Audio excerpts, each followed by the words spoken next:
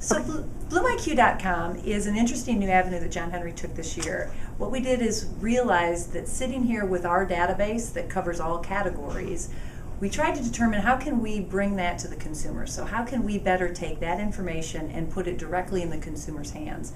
We know the number one issue is not really just sun and shade when a consumer comes into a garden center, but it's rather, what the heck do I plant on my front porch? What do I put on my deck? What do I put in my garden bed? What perennials work well with annuals? So we tried, sitting here having all this information in this building, we tried to figure out how can we put that in their hands. And in doing it in a way that's very browsable, very inspiring, and also where we know everyone goes to for information, and that's the web. So we took our information and really developed a magazine-like version of our plant database, and that's BloomIQ.com. The exciting part for growers and retailers is it's free.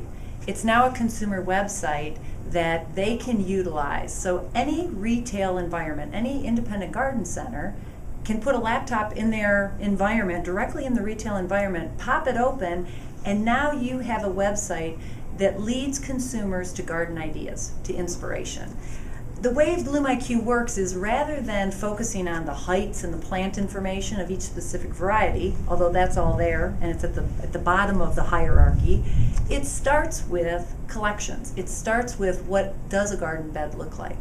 So when you browse BloomIQ.com, the first thing you come to is, do I want to search for window boxes, containers, landscape beds, bright colors, deer resistant?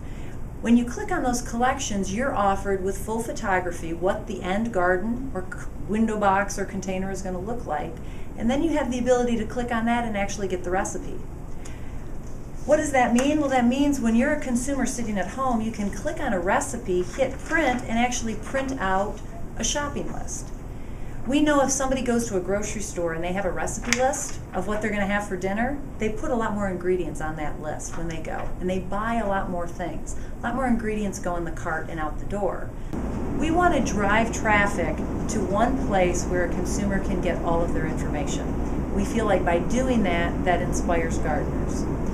The other piece that is helpful that BloomIQ will do for a retailer or for a grower is that the beauty of the web is that you can capture all the information that goes there.